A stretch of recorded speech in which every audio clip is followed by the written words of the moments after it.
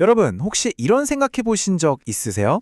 바로 옆에 있는 일본이나 중국은 어떻게 저렇게 세계적인 부자 나라가 됐을까 하고요. 그런데 이 나라들의 성장 과정을 쭉 따라가다 보면 정말 이상하고 독특한 방식으로 성공한 한 나라가 눈에 띄게 됩니다. 바로 대한민국이죠. 자, 그럼 바로 본론으로 들어가 볼게요.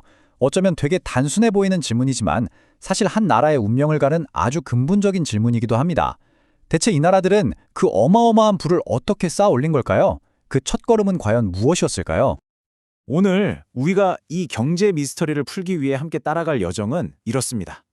정말 아무것도 없던 시절의 소박한 시작에서부터 나라의 운명을 걸었던 거대한 도박, 그리고 마침내 세계는 이해하기 힘든 우리만의 성공 공식을 갖추기까지 그 과정을 하나하나 자세히 들여다보겠습니다. 자, 그럼 모든 이야기의 시작부터 한번 살펴보죠. 가진 거라고는 정말 값싼 노동력밖에 없었던 수많은 가난한 나라들이 부자가 되기 위해서 반드시 밟고 올라가야 했던 사다리의 첫 번째 칸. 그게 바로 섬유산업입니다. 이건요, 전 세계 거의 모든 후발 산업 국가들이 따라왔던 거의 교과서 같은 표준 공식입니다. 왜냐고요? 옷이라는 건 특별한 기술이 없어도 만들 수 있잖아요. 그리고 전 세계 누구나 입어야 하는 필수품이고요. 그러니까 자본도 기술도 없는 나라가 가장 먼저, 가장 쉽게 할 수 있는 일이 바로 여성들이 재봉틀 앞에 앉아서 밤낮으로 옷을 만들어 파는 거였어요. 그 고단했던 노동이 바로 국가 발전의 첫 번째 종잣돈이 된 겁니다. 이 흐름을 보면요, 진짜 흥미로운 패턴이 하나 보입니다. 마치 정해진 길을 따라가듯이 동아시아에서 이 공식이 그대로 반복되거든요. 1950년대에 일본이 먼저 이 길을 열어서 미국 시장을 장악했고요. 그걸 바로 옆에서 지켜본 한국이 60년대에 정말 똑같이 그 뒤를 따라갔습니다. 그리고 90년대가 되니까 더 값싼 노동력을 찾아서 한국과 일본의 공장들이 전부 중국으로 넘어가면서 거대한 바통 타치가 이루어지게 된 거죠. 하지만 섬유 산업으로 첫 발을 떼는 건 사실 시작에 불과해요. 진짜 어려운 문제는 바로 그 다음 단계입니다. 대부분의 국가들이 바로 이 지점에서 성장을 멈추고 주저앉고 마는데요. 경제학에서는 이걸 거대한 필터 또는 중진국의 함정이라고 부릅니다. 이 중진국의 함정이라는 게 얼마나 무서운 건지 방글라데시 사례를 보면 정말 확 와닿습니다. 이 나라는 수십 년 동안 옷을 만들어서 세계 2위의 섬유 수출국이 됐거든요. 그런데 안타깝게도 여전히 그 단계에 머물러 있어요. 반면에 한국은 똑같이 섬유로 시작했지만 지금은 자동차, 배, 반도체를 만드는 나라가 됐죠. 그러니까 값싼 티셔츠를 만드는 것과 복잡한 자동차 엔진을 만드는 것 사이에는요, 정말 건너기 힘든 거대한 강이 흐르고 있는 겁니다. 그럼 이 함정을 돌파할 비결은 대체 뭘까요? 답은 간단합니다.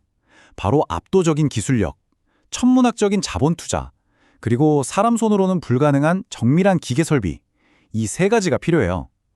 근데 한번 생각해 보세요. 티셔츠 한 장 팔아서 몇 푼 남기는 나라가 이 모든 걸 어떻게 감당하겠어요? 사실상 불가능에 가까운 일이죠. 옷은 누구나 만들 수 있지만 자동차는 아무나 만들 수 없는 이유가 바로 여기에 있는 겁니다. 바로 이 불가능의 벽 앞에서 대한민국의 이야기는 전 세계 경제사에서 정말 유례를 찾아보기 힘든 아주 이상한 방향으로 흘러갑니다.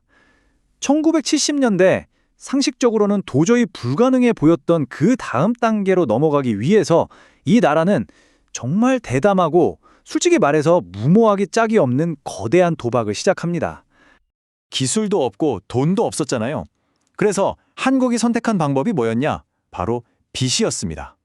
미래를 통째로 담보 잡고 전 세계에서 돈을 빌려다가 공장을 짓기 시작한 거죠. 그 결과가 어땠냐면요. 1980년대 초에 한국은 당시 경제 위기를 겪던 멕시코, 브라질, 아르헨티나 바로 다음으로 전 세계에서 네 번째로 빚이 많은 나라가 됐습니다. 이건 거의 나라가 망하기 직전까지 빚을 냈다는 얘기예요. 당시에 국내외 경제 전문가들 진짜 하나같이 다 말렸습니다. 이건 성장을 위한 투자가 아니라 그냥 국가적인 자살행위다. 왜냐하면 우리보다 먼저 비슷한 시도를 했던 아르헨티나 같은 나라들이 있었는데 이 과정에서 경제가 완전히 박살났거든요. 그러니까 모두가 한국도 똑같이 망할 거라고 예상했던 거죠. 아니, 이게 얼마나 비상식적인 계획이었는지 아시겠어요? 보통은 물건을 만들 기술부터 확보하고 나서 공장을 짓는 게 순서잖아요. 그쵸? 근데 한국은 완전 반대로 한 거예요. 일단 빚부터 내서 텅 빈 땅에 최신 기계랑 거대한 공장부터 냅다 지어버린 겁니다. 거기서 뭘 어떻게 만들어야 할지는 그때 가서 고민하지 않은 시기였어요. 그러니 당연히 공장을 다 지어놓고 처음 만든 제품들 품질이 조악하게 짝이 없죠. 모든 경제학 교과서가 틀렸다고 말하는 그 길을 그냥 간 겁니다. 자, 그럼 여기서 질문이 생기죠. 대체 이 말도 안 되는 도박은 어떻게 성공할 수 있었을까요? 여기에는 진짜 기가 막힌 세 가지 결정적인 요인이 있었습니다. 첫째, 상식을 파괴하는 무자비한 결단력. 둘째, 거의 신화에 가까운 전설적인 영업 능력. 그리고 마지막으로 이 모든 걸 가능하게 만든 기묘하고도 절묘한 지정학적 행운이었습니다. 당시의 대담함을 보여주는 아주 전설적인 일화가 있죠. 바로 현대그룹의 정주영 회장 이야기입니다. 조선소를 지으려고 영국 은행에 돈을 빌리러 갔는데 당연히 은행에서는 배 사겠다는 고객도 없고 조선소도 없는 허허벌판 사진만 들고 와서 무슨 돈을 빌려달라는 거냐며 거절했죠. 그러자 정 회장은 바로 그리스의 한 선주를 찾아가서 내가 배 만들어줄 테니 사라고 제안합니다. 선주가 비웃으면서 당신네는 배를 만들어 본 적도 없지 않냐고 했죠. 바로 그때 정주영 회장이 주머니에서 500원짜리 지폐를 딱 꺼내서 거북선을 보여주며 이렇게 말했습니다. 보시오, 우리는 당신네보다 수백 년이나 앞선 1500년대에 이미 철갑선을 만든 민족이오. 이 황당하지만 비장한 한마디에 선주가 설득당했고 그 계약서를 들고 다시 은행에 가서 돈을 빌려왔습니다. 그리고는 조선소를 짓는 동시에 그 옆에서 배를 만들기 시작한 거죠. 이것이야말로 한국식 일단 저지르고 본다 정신의 정수였습니다. 하지만 이런 기업가들의 깡만으로는 역부족이었어요. 80년대 초 한국 경제는 쌓여만 가는 외채 이자를 감당 못해서 정말로 파산 직전에 몰렸습니다.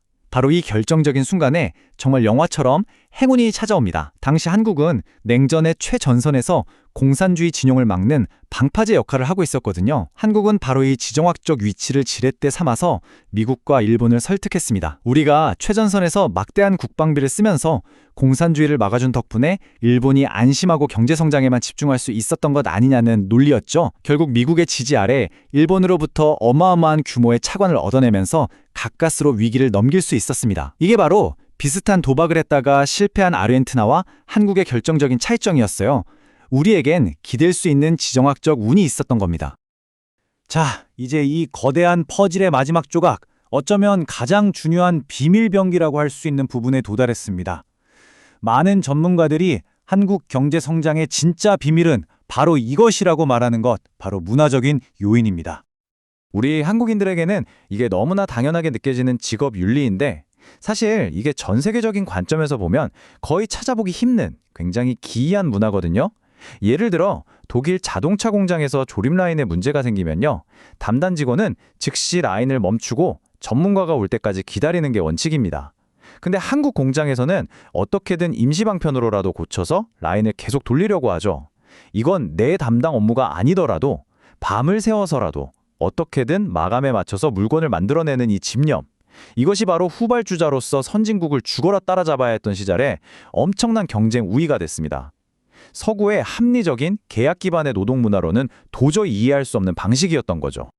그래서 오늘 이야기에서 우리가 반드시 기억해야 할 핵심은 바로 이겁니다. 우리의 방식을 기준으로 다른 나라들을 섣불리 평가해서는 안 된다는 사실이에요. 막대한 빚을 내서 미래에 도박을 하고 지정학적인 운에 기대서 위기를 넘기고 온 국민이 일에 모든 걸 바쳐서 성공을 이뤄낸 대한민국의 길은요. 보편적인 성장 모델이 아니라 지극히 예외적이고 기이한 성공 사례였던 겁니다.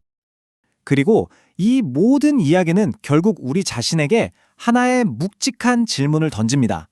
과거에 우리를 성공으로 이끌었던 이 이상하고 때로는 혹독하기까지 했던 성공 공식, 과연 창의성과 혁신, 그리고 개인의 삶이 중요해지는 이 미래 시대에도 이 공식이 계속해서 유효할까요?